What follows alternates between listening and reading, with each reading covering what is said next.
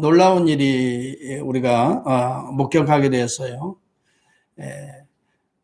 정말 우주 과학자들이 아니라 순수한 민간인들로 구성된 우주 여행객 4명이 이 스페이스 X 우주선을 타고 무려 얼마까지 하늘로 올라갔냐면, 치솟아 올라가려면 585km까지 올라갔어요. 대기권의 끝 지점이라고 그래요. 10권까지 들어간 거예요. 이게 뭐냐면 우리가 보통 추측이 안 될 거예요. 얼마까지 올라갔는지. 보통 비행기가 가장 많이 올라서 이렇게 움직이는 그 높이가 거의 10km, 또 가장 많이 높아야 11km라고 그래요. 그런데 생각해 보세요. 그러니까 대기권의 가장 낮은 지역을 지금 도는 거예요. 비행기는 10km, 11km 그 정도 올라가면서 이렇게 여행을 하는데요. 이제 그 위에는 이제 뭐 성층권이 있고, 그 다음에 오존층도 있고, 그 다음에 더 이제 쭉 올라가면 이제 심지어는 열층까지 올라가게 되는데, 야, 585km. 거기에서요, 지구를 하루에 한 15바퀴 이상씩 돌았대요. 그러면서 지구를 촬영하고, 또 정말 그 안에서 실제적으로 무중력 상태에서 이렇게 서로 도는 것도 하고, 사진도, 단체 사진도 찍고, 그 안에서 영화도 감상하고, 또 음악도 듣고, 또 피자, 샌드위치, 파스타, 양고기도 이렇게 해먹고, 이러면서 드디어 3일, 사흘 만에 무사히 이제 플로리다로 귀국했죠. 이렇게 됨으로 인해서 이제 앞으로 민간 우주 여행이 이제 시작되는 거예요. 이미 시작된 거나 마찬가지거든요. 이번에는 어떤 돈 많은 부자가 이 경비를 다 댔다고 그러는데, 물론 경비가 어마어마할 거예요. 우리는 상상할 수 없지만, 여하튼 돈 좀 있고 쓸 데가 어디 없나 하는 사람들에게는 상당히 호기심을 자극할 만한 내용이죠. 벌써 이제 우주를 우리가 여행을 할 정도로 이런 시대에 도래되어 있어요. 참 놀랄 만한 일들이 현대 문명의 발달로 이루어지지만, 또 그만큼 우리가 또 더 중요하게 여겨야 될 건, 진짜 이 놀랄 만한 일들이 과학 문명의 발달이 아니라 내 안에서도 좀 이루어졌으면 좋겠다, 그런 생각이 들어요. 놀랄 만한 일이 내 안에서부터 이루어져.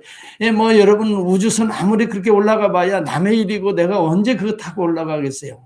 놀라기만 할 뿐이지. 그러나 내 안에서부터 놀라운 일들이 일어난다면 얼마나 복된 일일까. 그런데 이 놀라운 일이 사실 실제적으로 일어나고 있었던 시기가 있어요. 여기 오늘 우리가 읽은 그 내용들이에요. 43절 이하에 쭉 보면은 그런 내용이 나와요. 한번 찾아보게. 사람마다 두려워하는데 사도들로 말미암아 기사와 표적이 많이 나타나니, 기사와 표적이 일어나요. 이게 무슨 말인가요? 기사와 표적이, 오늘로 말하면 기사와 표적을 줄이면 기적이에요. 기적이 일어나는 거예요. 사도들로 인하여. 이거 정말 놀랄 만한 일 아니에요?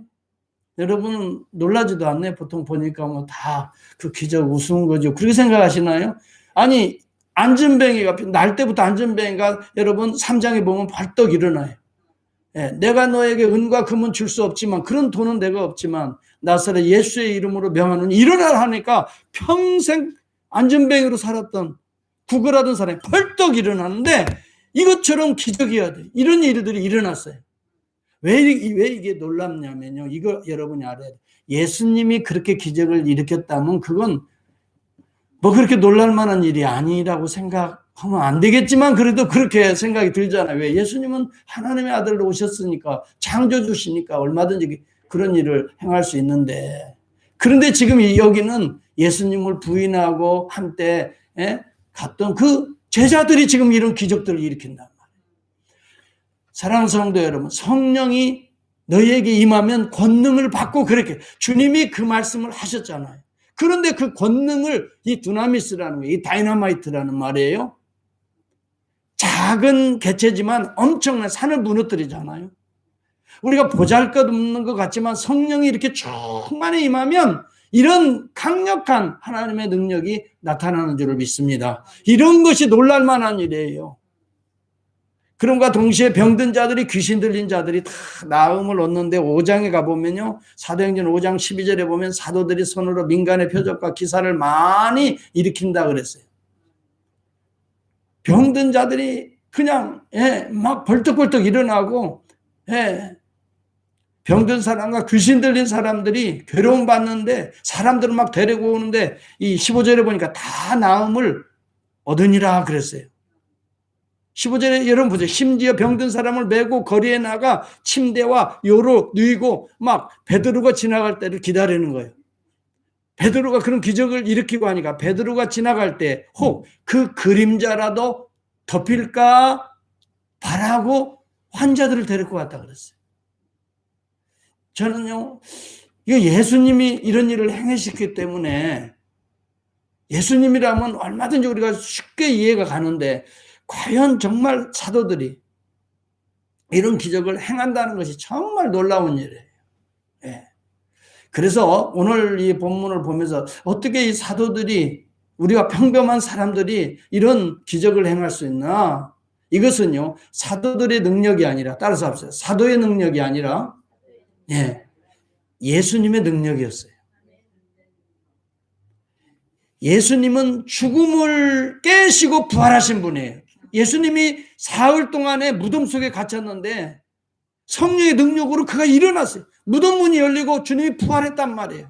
죽은 자가 살아났다. 이 능력이 누구에게 지금 임하고 있냐면 주님의 말씀대로 그대로 순종하며 전혀 기도에 힘써서 성령 충만 받았던 제자들에게 이 능력이 그대로 일어나고 있다 이 말이에요. 여러분, 우리가 이것을 알아야 됩니다. 왜 목사님 저는 그런 기적이 일어나 능력이 나타나잖아요. 잘 보세요. 물론 사도와 동일한 퀄리티의 능력을 우리는 물론 원하는 것 같지만 사실은 사도적 지금 이 능력과 이후에 성도들이 교회 조직이 갖춰지면서 성도들의 기도의 능력과 조금 차이가 있어요. 그 차이가 있어요. 지금 사도들이 능력을 행하는 것은 복음을 증거하기 위하여 지금 하나님이 지금 역사하신다.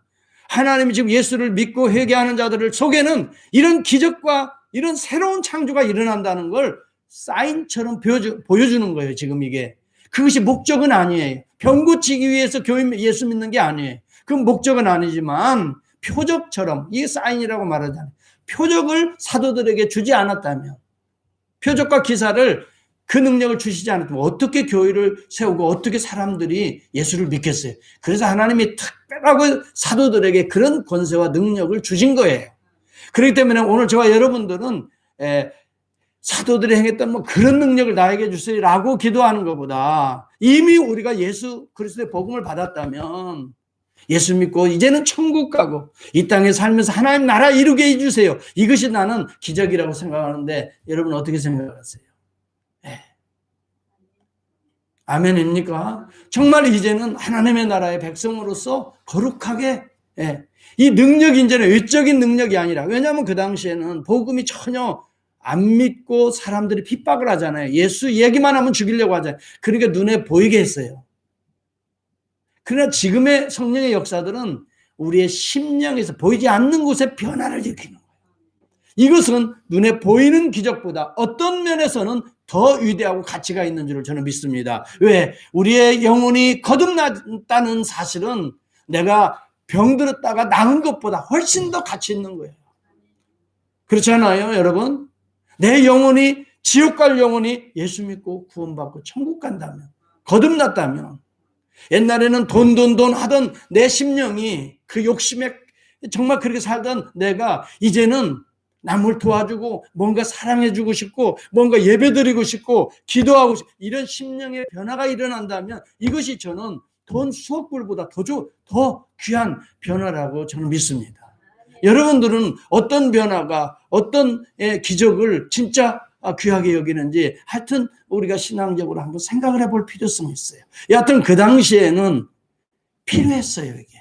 그런데요, 지금도 선교사들 간증 들어보면 이런 기적들이, 표적들이 일어나요. 왜 그럴까요? 거기에는 전혀 복음이 전해지지 않았기 때문에 이러한 외적인 표적을 통해서 하나님의 나라가 임했다는 것을 보여주기 위해서라도 하나님께서 그런 기적을 이 선교사들을 통해서 행하십니다. 그러니까 저는 이런 사도적 표적, 기적이 없다, 이제는 그렇게 단전 시키는 그런 해석보다는 실질적으로 복음이 필요한 것에서는 이런 류의 이런 기적들을 통해서 하나님이 눈으로 보이고 체험하게 하셔야 뭔가 그 동네에 구원이 일어난다면 하나님이 나는 왜 허락해 주시지 않을까 생각이 돼요. 허락해 주신다고 나는 믿어요. 그래서요, 제가 감비아에서 선교사님 간증도 들어본, 그분을 제가 참 존경하는 선교사님인데, 그분 간증을 들어봐도 하여튼 매일매일 기적이라요. 매일매일. 누가 아프다고 하면 찾아가서 하여튼 손만 얹고 기도해도 금세 낫는 거예요. 그러니까 그 동네 사람들이 즉시 주님 앞으로 돌아오고, 이때, 저 선교사의 말을 들어야 되겠구나. 여러분, 우리 교회에 그래도 한 몇 개월 계셨던 어디죠? 인도네시아죠? 박철현 선교사님도 간증 우리가 들었잖아요. 거의 죽으려고 하는 그런 열병에 걸린 그 추장을, 그렇게 자기를 핍박하던 그분을 가서 기도하는데 그 다음에 깨끗이 나와가지고 온 동네에 구원의 역사가 일어났다고 그랬잖아요. 아니, 저만 들었나요? 같이 들었죠? 그런 데는 지금도 이런 역사가 일어나요. 그러면 복음을 지금 전에 들은 오늘 여기에서는 왜 그런 게 안 나타납니까? 굳이 물어볼 이유가 없어요. 여러분, 예수님이 이 땅에 오신 것이 귀신 쫓아내고 병 고치러 오셨나요? 그것을 통해서 무엇을 증가하기 위해서 오셨나요? 하나님 나라를 증가하기 위해서.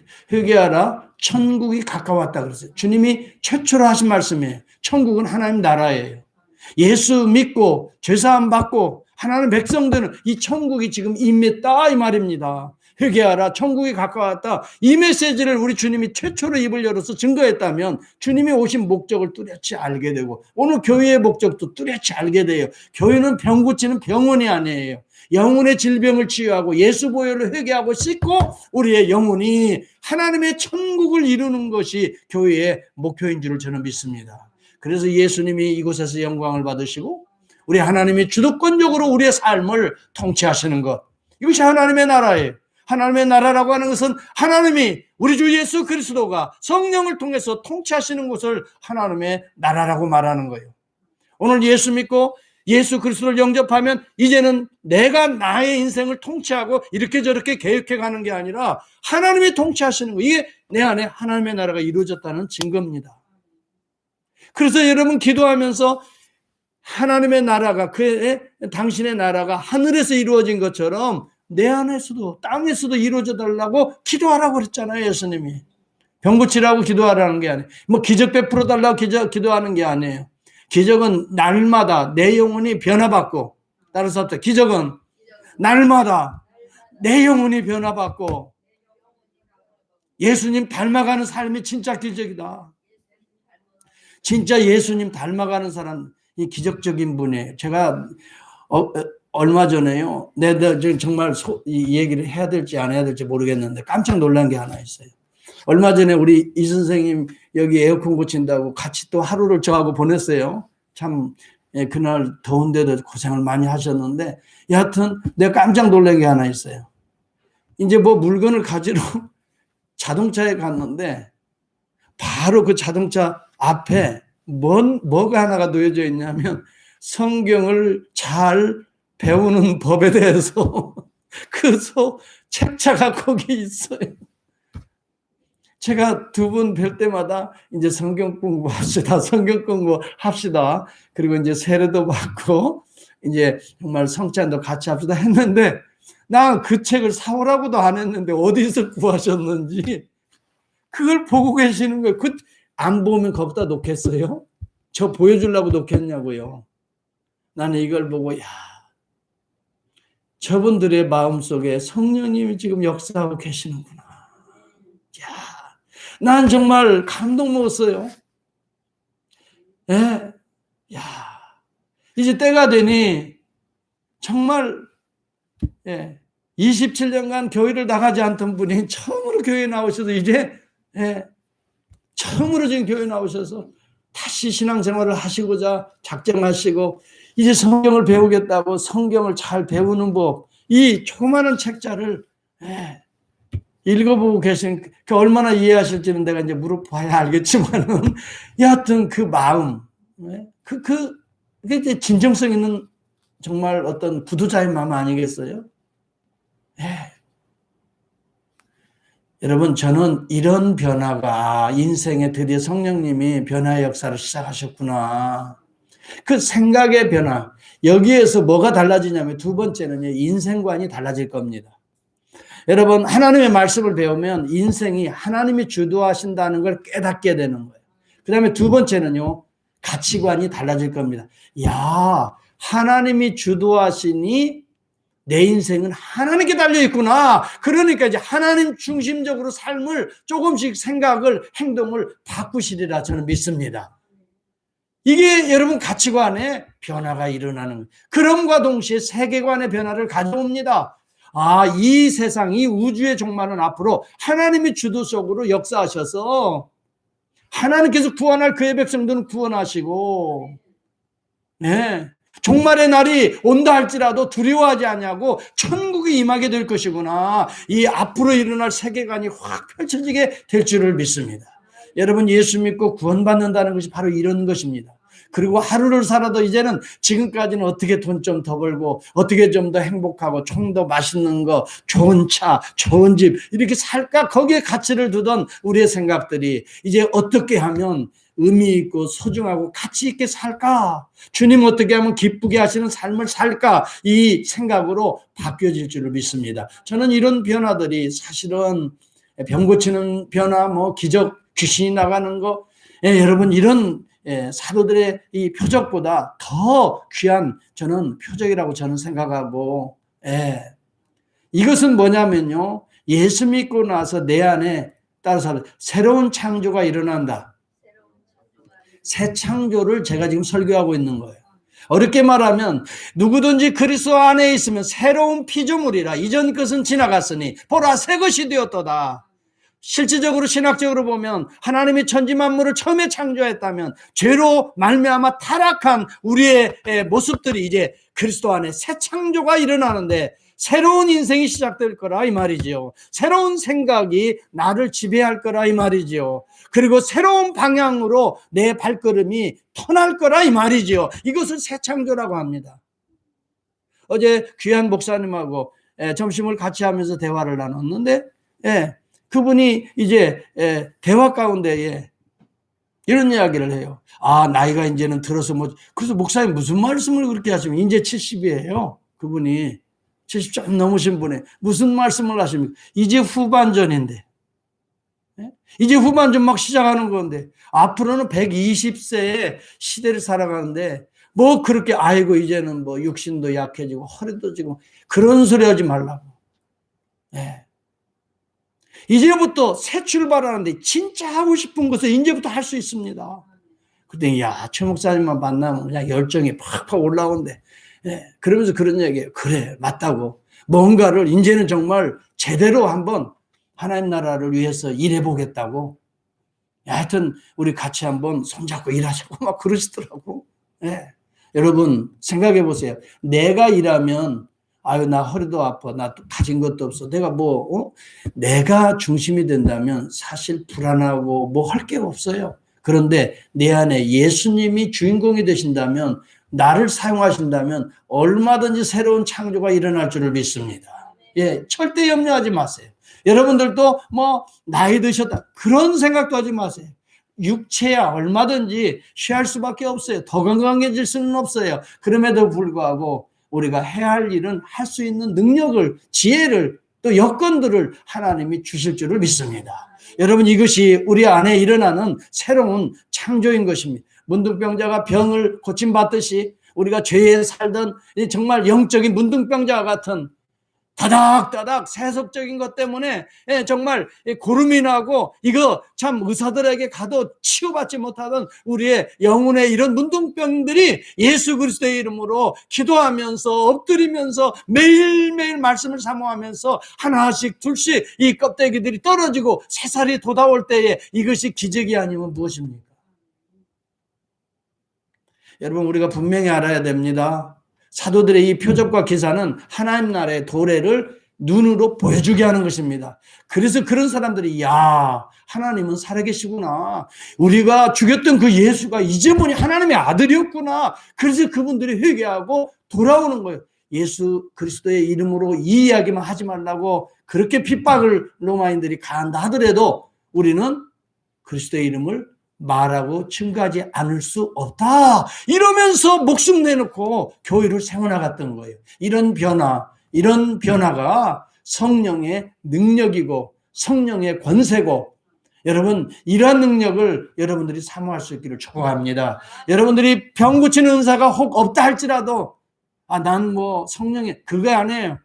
여러분들을 통해서 한 영혼이 예수를 알고 믿고 주님 앞에 예배 드리는 걸 기뻐하고 성경 좀 알았으면 좋겠다 하고 성경 좀 가르쳐 주세요 하고 찬송하는데 힘이 있고 한다면 여러분 이것처럼 귀한 변화가 어디 있습니까? 누가복음 17장 21절에는 이런 말씀합니다. 하나님의 나라는 볼 수 있게 임하는 것이 아니요 또 여기 있다 저기 있다 하지 못하리니 하나님의 나라는 너희 안에 있느니라. 표적이라고 하는 건 눈에 보이는 이런 기적들은 하나님의 나라가 아니라, 잘 들으세요, 하나님의 나라가 도래되었다는 것을 보여주는 사인이다 이 말이에요. 그런데 사인이 여러분의 신앙생활의 목표가 되고 목적이 된다면 여러분 사실은 신앙생활 허투루 하시는 거예요. 여러분 분명히 알아야 돼요. 내가 교회 나오고 예수 믿고 내가 신앙생활하고 헌금하고 시간 맞춰서 기도하고 하나님 찬송하는 것이 세속적인 건강이나 질병 고치고 또 내 자식들 잘 되고 이런 세속적인 것이 목표가 된다면 이것은 하나님 나라의 사인을 붙들고 사는 거예요. 여러분 우리는 실체로 들어가야 돼요. 하나님의 나라 속으로 들어가야 돼요. 여기는 눈에 보니 여기 있다 저기 있다 하지 못하리니 예수 믿는 자의 그 심령 속에 지금 하나님의 나라가 씨앗처럼 심기고 있는 거예요. 하나님의 나라는 예수 그리스도가 여러분 왕으로 통치하시는 곳이 하나님의 나라입니다. 그러므로 예수를 믿어야 됩니다. 예수 그리스도를 나의 주로 나의 창조주로 믿는 그 씨앗의 열매가 터질 때에 여러분 그것이 하나님의 나라가 임하고 있는 것이에요. 그래서 여러분 제일 먼저 교회에 오면요 예수가 누군지 알고 예수를 나의 주로 나의 왕으로 나의 구주로 영접하는 일이 첫 번째예요. 그게 복음의 씨앗을 심는 거예요. 이것이 점점점 자라는 거예요. 그래서 여러분 우리 안에도 예수님의 모습이 나타나게 되고 그 다음에 우리 안에서도 예수님을 닮아가려고 하는 열망이 생기고 이러면서 여러분 우리의 삶의 가치관, 인생관, 세계관이 점점점 달라져 가는 것, 이것이 여러분 내 안에 새로운 창조가 일어나고 있는 거예요. 그래서 여러분 우리 주님이 그것을 말하기 때문에 하나님의 나라는 눈에 보이는 그것이 아니라 여기 있다 저기 있다 그것이 아니라 내 안에서부터 시작돼요. 예수님이 이 땅에 오신 때부터 하나님의 나라는 시작됐어요. already예요. 그러니까 2000년 전에. 그리고 오늘 우리에게는 우리 안에서는 내가 예수를 영접한 그 순간부터 하나님의 나라가 예수님의 영이 내 안에 들어오는 거예요. 우리는 잘 느끼지 못할 수 있어요. 왜? 이 씨앗이 잘 자라지 않을 때는 잘 물을 주고 잘 거름을 줘야 이 씨앗이 이 숙성이 되어서 발화가 되어서 그 다음에 쭉쭉쭉쭉 커는데 물을 줘요, 거름을 줘요. 그러니까 비실비실 그럴 수 있어요. 신앙생활은요 물 주고 거름을 잘 줘야 돼요. 이것이 오늘 이 시대에 교회가 되는 줄을 믿습니다. 그래서 그 예배라는 것이 물 주고 거름 주는 거예요. 매일매일 여러분 예배를 사랑하고 찬송하고 기도하는 거, 말씀을 전하고 듣는 거, 이것이 거름 주고 있는 거예요. 이것은 하나님의 은혜라고 그래요. 이 은혜가 우리 가운데 임하면 우리의 삶에 변화가 일어나는 거예요. 여러분 내가 곧 생명의 떡이라고 우리 주님이 요한복음 6장 48절에 말합니다. 너희 조상들은 광야에서 만나를 먹어도 죽었거니와 이는 하늘에서 내려온 떡이니 사람이 이 떡을 먹으면 죽지 아니라 그랬어요. 여러분, 눈에 보이는 떡을 먹으면 먹고 또 죽어요. 그러나 보이지 않는 떡, 영생의 떡을 먹어야 되는 거예요. 이건 말씀의 떡이에요. 예수 그리스도가 오늘 우리에게 주시는 생명의 떡이에요. 이것을 먹으면 영원히 죽지 아니하리라. 무엇이 더 소중해요? 무엇이 소중해요? 먹는 양식일까요? 보이지 않는 영적인 양식일까요? 그래서 우리는 하루에 3끼를 드시는 분들 꼬박꼬박 챙기고, 그래도 하나님의 말씀을 그렇게 꼬박꼬박 챙기면 우리의 영혼이 자라갈 줄을 믿습니다. 저는 이런 은혜가 정말 우리 교회에 임했으면 좋겠어요. 그러면 반드시 변화는 일어나게 되어 있어요. 여러분, 우리의 심령의 변화는요, 말씀하고 기도, 이 말씀과 기도로 이루어져요. 여러분, 디모데전서 4장 5절에도 보면 말씀과 기도로 거룩하여지니라 그랬어요. 주일날 한 끼 와서 음식 먹고 가는 분하고 매일매일 아침, 하루에 아침, 그 다음에 점심, 저녁 이게 먹고 나오는 분하고 어떻게 될까요? 매일매일 양식을 먹어야 돼요. 그래서 여러분, 매일 양식을 먹는다는 것은 매일 찬송하고 기도하고 말씀 보라는 거예요. 저는 그래서 이 새벽 기도를 여러분 정말 강조합니다. 네. 일하느라고 바쁘잖아요, 다. 그러니까 이 새벽 6시에 깨어서 말씀 그때 간단히 보고 기도하고, 그리고 생명의 양식을 먹는 거예요. 이때 하나님이 우리 가운데 어떻게 되는 거예요? 자라게. 여러분, 그래서 그 씨앗이 자라게 되는 거예요. 그래서 우리 안에 뭐가 일어나요? 변화가 일어나는 거예요. 그래서 여러분 24시간을 누가 지킬까요? 그때부터 주님이 인도하시는 거예요. 주님이 역사하시는 거예요. 주님이 돌보시는 거예요. 왜? 주님을 아침 새벽부터 모시고 출발하니까. 그래서 여러분 새벽 기도는요, 여러분 뭐 처음부터 이제 새로 나오신 분들은 처음부터 새벽 기도가 어려울 거예요. 그러면 이렇게 하세요. 먼저 일어나서 간단하게라도 딱 손을 못 드시고 기도하세요. 주님, 오늘 목사님 말씀대로 기도하라고 해서 주님 내 마음에 모십니다. 오늘 주님께서 내 길을 인도해 주세요. 예수님 이름으로 기도합니다. 아멘. 여러분, 그렇게만 해도 주님이 다 알아들어요. 무슨 말을 하는지 다 알아들을 줄 저는 믿습니다. 주님한테 뭐 고상한 말 해야 소용없어요. 예. 주님은 그보다 훨씬 더 고상하신 분인데, 예? 공자 앞에서 문자 쓰지 마세요, 여러분. 그죠? 예, 순수하게 그냥 얘기해요. 아, 주님, 내가 이런저런 문제가 있는데 제가 어떻게 해야 될지 모르겠네요. 주님 가르쳐 주세요. 예. 그리고 주님이 인도해 주세요. 나는 무식합니다. 주님. 아시잖아요, 주님. 주님 지혜를 주세요. 어떻게 이 문제 해결해야 될지. 그러면서 주님께 의지하는 거예요. 예. 그러면 내가 알지 못하는 방법으로 주님이 싹 해결해 주시는 줄을 믿습니다. 저는 그래서 여기까지 이렇게 열심히 달려오고 있는 거예요. 주님이 해결하시는 거예요. 주님이 또 인도하시는 거예요. 왜요? 이 나라가 누구 나라인데? 따라서 합시다. 이 나라는 하나님 나라인데. 하나님 나라인데 누가 책임져 주지요? 하나님이 책임져 주시는 거예요. 내 나라가 아니에요, 이 나라는. 하나님의 나라예요. 그렇기 때문에 하나님 중심적으로 하나님을 의지하고 하나님의 지혜로 하나님의 능력과 권세로 여러분 이런 역사가 일어나는 줄을 믿습니다. 여러분, 사도들의 능력이 아니었습니다. 성령의 능력이었습니다.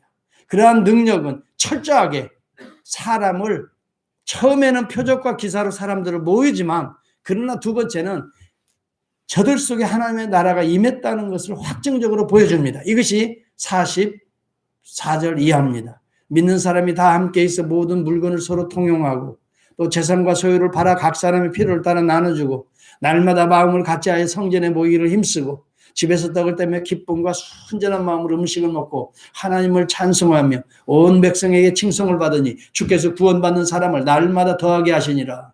앞에는 여러분 이 표적과 기사 이야기가 쭉 나왔지요. 그런데 이후에 변화된 삶의 모습이 등장하고 있어요. 여러분, 이 본문을 가만히 보면 신앙생활의 본질이 무엇인가를 이해하게 되는 거예요. 신앙생활의 본질은요, 처음에는 뭔가 보이는 것에 집착하게 돼요. 그러나 점점 내적인 변화를 가져오게 돼요. 이게 하나님 나라의 특징입니다. 그래서요, 내 안에 예수가 존재하니까 물건을 서로 통용해 소통하는 거예요. 심지어 재산과 소유까지도 팔아서 필요에 따라 나눠주는. 왜냐하면 당시에 예수 믿는 사람 다 쫓아냈거든요. 재산이 없어요. 오갈 데가 없어요. 서로 모이는 거예요. 그래서 돈이 좀 많은 사람들은 자기의 재산을 팔아서 같이 나눴던 거예요. 여러분, 이것은 성령이 운행하시는 이 정말 가치관의 변화예요. 그런데 여러분, 이 본문을 가지고 칼 막스와 같이 공산주의가 성경적이다라고 말해서는 안 돼요. 이것은 잘못된 거예요. 그래서 여러분, 프롤레타리아 혁명을 통해서 가진 자들 재산을 빼앗아서라도 우리가 서로 나눠 먹어야 된다. 여러분, 이것은 강압적으로 하는 게 아니에요. 여기 보세요. 성령이 역사하셔서 자원해서 하는 거예요. 힘으로 어떤 조직으로 하는 게 아니에요. 내 심령에 자원하는 마음, 이것이 하나님 나라예요. 내 것을 내 것이라고 하지 않아요. 하나님의 것이다라고 생각을 하는 거예요. 왜? 하나님이 주신 거잖아요. 따라서 합시다. 건강도 하나님이 주셨다. 물질도 하나님이 주셨다. 내 자식 새끼들도 누가 주셨어요? 내가 낳았지? 아니에요. 하나님이 주셨다. 내 재산도 내가 피땀 흘려서 고생해서 벌었지? 그래요? 하나님이 나에게 건강 주시고 좋은 사람 만나게 해주시고 여건 허락해 주셔서 궁극적으로는 하나님이 주셨다. 아멘. 이렇게 믿는 신앙 고백이 있기 때문에 자기의 재산을 아깝지 않게 막 11조도 드리고 그냥 감사헌금도 하고 그냥 없는 사람 보니까 나누어도 주고 이런 역사가 여기 일어났던 거예요. 강압적으로 하는 게 아니에요. 여러분, 헌금 강조한다고 헌금하는 사람 있나요, 요즘에? 어떤 분들은, 목사님들은 막 이렇게 해야 복 받는다. 막 저렇게 하면 복. 저는 그래서 복 받는 게 아니에요. 네. 그렇게 막 집채 다 바쳐도 복 못 받는 사람이 있어요. 네. 그런 사람도 봤어요. 여러분, 그래서 복 받는 게 아니라 따라서 예수를 잘 믿어야 복 받는다. 잘 믿어야 돼요. 잘 믿으면요, 무슨 말이에요? 나의 것이 없어요. 나눠줄 수밖에 없어요. 사랑의 사람이 되는 거예요. 예. 예수를 잘 믿는 사람, 진짜 그 사람 보면 온유하고 겸손한 인격이 있어요. 예수님과 같은 용서의 마음도 있고요. 예수님과 같이 사랑의 마음도 긍휼하고요. 자기 몸을 찢어서 막 주려고 하고요. 예수님과 같이 얻어먹는 게 아니라 막 대접하고 싶고요. 예수님과 같이 뭔가 도와주고 싶고요. 예, 나약해서 절망하는 사람 보면 그냥 안타까워서 가서 막 근심 걱정을 내가 짊어지고라도 정말 상담해서라도 힘을 주고 싶고요. 여러분, 예수님 닮은 진짜 잘 믿는 성도들이 되어서 여러분과 제 속에 우리 교회 안에 진짜 하나님 기뻐하시는, 하나님 영광 받으시는 천국을 이루는 교회, 천국을 이루는 가정, 천국을 이루는 여러분들의 식구들이 다 될 수 있기를 주의 이름으로 축복합니다. 이것이 진정한 변화인 것입니다. 너무나 우리는 외적인 변화에 집착해요. 숫자가 뭐 교회도 얼마냐, 헌금이 얼마나. 여러분, 여기에 집착하지 마세요.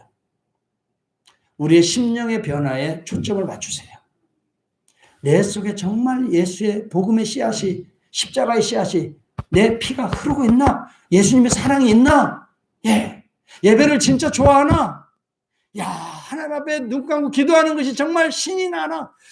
주일이면 빨리 가서 예배 드리고 싶고 보고 싶고 그런 심령이 돼. 아니면 주일 되니까 또 가야 되나 말아야 되나? 내가 안 가면. 여러분, 이것은 형식적인 신앙생활이에요. 이거 우리 딱 벗어버릴 수 있기를 주의 이름으로 축복합니다. 진짜 우리는 껍데기 벗어버립시다. 신앙의 껍데기 벗어버리고 정말 예수님 만나러 가야 되겠다. 정말 내가 하나님의 음성 들어야 되겠다.